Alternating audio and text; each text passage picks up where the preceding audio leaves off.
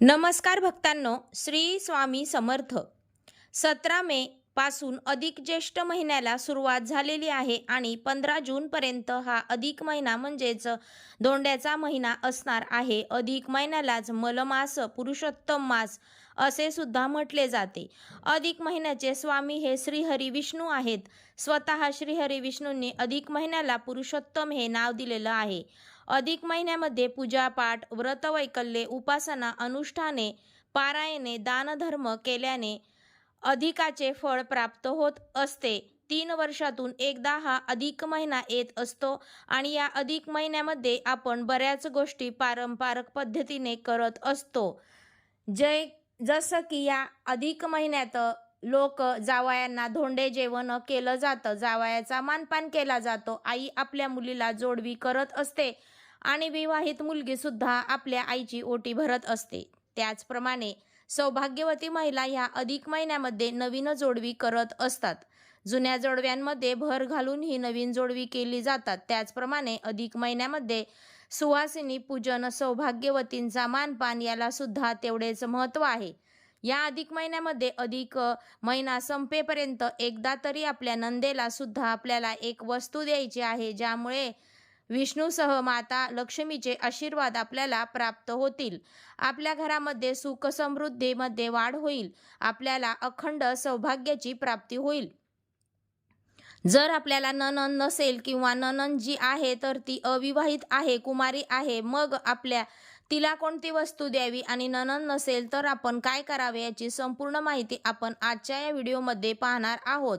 अधिक महिन्यामध्ये आपले सासू सासरे त्यांची लेक जावयाचा मानपान करतात, म्हणजेच आपल्याला नंदेचा आणि तिच्या नवऱ्याचा मानपान हा अधिक महिन्यांमध्ये आपले सासू सासरे करत असतात. त्याचप्रमाणे आपला जो नवरा आहे तर तो सुद्धा आपल्या बहिणीसाठी काही ना काही करत असतो. म्हणूनच आपण सुद्धा नंदेला एक वस्तू द्यायची आहे, म्हणजे भाऊजईने या अधिक महिन्यामध्ये नंदीला एक वस्तू आवर्जून द्यायची आहे. जेव्हा आपली नणंद ही धोंडे जेवणासाठी आपल्याकडे येत असते तर त्यावेळेला आपण तिचा मानपान करत असतो. आपली सासू जी आहे तर ती तिची ओटी भरत असते. त्याचप्रमाणे जावयाला सुद्धा एखादी सोन्याची, चांदीची वस्तू दिली जाते.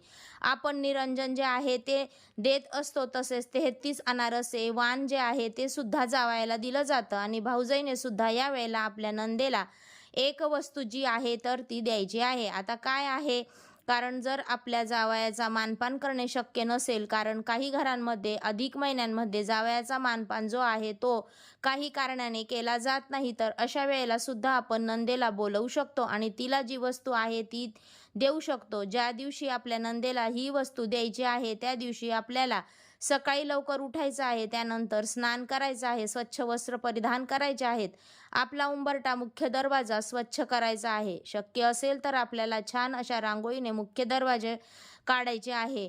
मुख्य दरवाजाला आपल्याला तोरण लावायचं आहे. रेडीमेड तोरण आपण लावू शकतो किंवा आंब्याच्या पानांचं, झेंडूच्या फुलांचं तोरण बनवून आपण हे तोरण सुद्धा लावू शकतो. त्यानंतर आपल्याला देवघरातील देवांची पूजा करायची आहे. विष्णू लक्ष्मीची विविध पूजा करायची आणि तुळशीची पूजा करायची.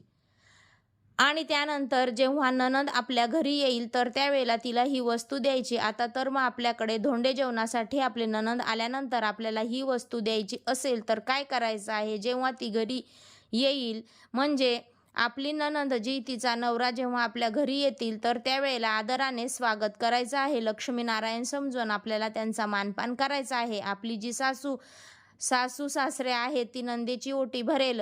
सासरे जे आहेत ते आपल्या जावयाला म्हणजे नंदेच्या नवऱ्याला जो काही मानपान आहे तो देतील. आणि त्यानंतर आपल्याला काय करायचं आहे तर नंदेचे आपल्याला पाय धुवायचे आहेत. पायावरती आपल्याला स्वस्तिक चिन्ह काढायचं आहे. त्या स्वस्तिक चिन्हाची आपल्याला पूजा करायची आहे आणि म्हणजे हळद, कुंकू, अक्षदा आणि फूल आपल्याला त्या पायावरती अर्पण करायचं आहे. त्यानंतर नंदेला हळदी कुंकू लावायचं आहे आणि त्यानंतर तिला जी वस्तू आहे ती द्यायची आहे. यामध्ये आपण काय देऊ शकता, आपण हळदी कुंकवाचा करंडा देऊ शकतो किंवा आपण काचेच्या हिरव्या बांगड्या ज्या आहेत तर त्या देऊ शकतो किंवा एखादी साडी देऊ शकतो. आपण तिची ओटी भरू शकतो. म्हणजे आईसुद्धा तिच्या मुलीची म्हणजे आपल्या नंदेची ओटी भरतच असते, परंतु भाऊजाई आहे ती सुद्धा नंदेची ओटी जी आहे ती भरते. त्याचप्रमाणे आपण एखादी चांदीची वस्तू सुद्धा देऊ शकतो किंवा छोटीशी नथ जी आहे ती आपल्या नंदेला देऊ शकतो किंवा आपण बांगड्या ज्या आहेत तर त्या नंदेच्या हातामध्ये सुद्धा भरू शकतो, कारण या अधिक महिन्यामध्ये नंदेच्या हातामध्ये बांगड्या भरण्याचा सुद्धा तेवढेच महत्त्व आहे. किंवा आपण एखाद्या छान मोगऱ्याचा गजरा आहे तो सुद्धा आपल्या नंदेला देऊ शकतो किंवा 33 केळी आपण नंदेला देऊ शकतो किंवा इतर फळे जी आहेत ती देऊ शकतो. त्याचप्रमाणे छोटासा रुमाल किंवा एखादा स्कार्फ देऊ शकतो. कापूर, अगरबत्ती किंवा पूजेची एखादी वस्तू सुद्धा आपण आपल्या नंदेला देऊ शकतो. अशा प्रकारे जी वस्तू आपल्याला देणे शक्य आहे ती वस्तू आपण नंदेला द्यायची आहे. खास करून 16 जे सौभाग्य अलंकार आहेत तर त्यापैकी एक वस्तू द्यायची आहे, म्हणजे हळदी कुंकवाचा करंडा असेल, बांगड्या असतील किंवा छोटीशी नथ असेल, बिंदी असेल किंवा अगदी आपण मेहंदीचा कोन सुद्धा देऊ शकतो, नेलपेंट देऊ शकतो. तर अशी एक वस्तू द्यायची आहे. त्यानंतर आपल्याला नंदेच्या पाया पडायचा आहे. लक्ष्मी स्वरूप मानून आपल्याला तिला नमस्कार करायचा आहे आणि आपल्या घरामध्ये सुख समृद्धी नांदावी म्हणून आपल्याला प्रार्थना करायची आहे. अधिक महिन्यामध्ये नंदेचा मानपान हा सुद्धा विशेष मानला जातो. ज्याप्रमाणे लेक जावयाचा मानपान खास आहे त्याचप्रमाणे नंदेचा सुद्धा आपल्याला मानपान जो आहे तो अधिक महिन्यामध्ये करायचा असतो. आपण जे काही जेवण बनवतो त्यामध्ये धोंडे जे आहेत ते आवर्जून बनवले जातात. नंदेला सुद्धा आपल्याला धोंडे जे आहेत तर ते जेवायला घालायचे आहे. आता आपली नणंद जी आहे ती जर कुमारिका असे विवाहित असेल सुद्धा आणि आपण अधिक महिन्यामध्ये एखादी वस्तू तिला देऊ शकतो, जसं की छोटासा रुमाल असेल, छोटीशी पर्स असेल किंवा बांगडी असेल, तर ही एक वस्तू आपण आपल्या अविवाहित नंदेला सुद्धा देऊ शकतो, कारण या अधिक महिन्यामध्ये दानधर्माला खूप महत्त्व आहे.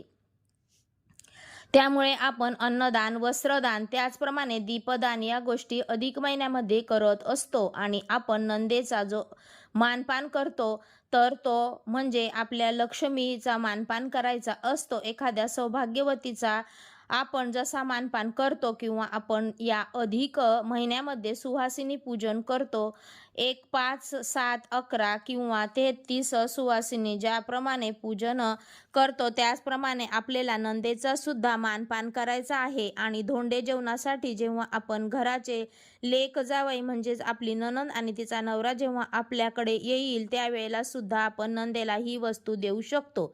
जर आपल्याला नणंद नसेल तर आपण आपल्या मैत्रिणीला किंवा कोणत्याही एका सौभाग्यवतीला घरी बोलावून तिचं पूजन करू शकतो आणि हा भेटवस्तू ज्या आहेत तर त्या देऊ शकतो. तर 33 आपण भेटवस्तू देऊ शकतो. एका ताटामध्ये 33 वस्तू ठेवायच्या आणि हे वाण जे आहे तर ते सौभाग्यवतीला किंवा आपल्या नंदेला द्यायचं आहे. आपल्याला ज्याप्रमाणे शक्य आहे, आपली आर्थिक परिस्थिती जशी त्याचप्रमाणे आपण हे वाण जे आहे तर ते देऊ शकतो. आणि हे वाण देत असताना सर्वात महत्त्वाची गोष्ट म्हणजे आपल्याला यासोबत दक्षिणा सुद्धा द्यायची आहे. कोणतीही वस्तू देताना त्यासोबत आपण 1 रुपया का होईना परंतु दक्षिणा द्यायची आहे. 11 किंवा 21 रुपये, 51 रुपये सुद्धा आपण देऊ शकतो. म्हणजे जे काही आपण पैसे देतो तर त्यावरती ही वस्तू आपल्याला ठेवायची आहे. संपूर्ण व्हिडिओ पाहिल्याबद्दल धन्यवाद. श्री स्वामी समर्थ.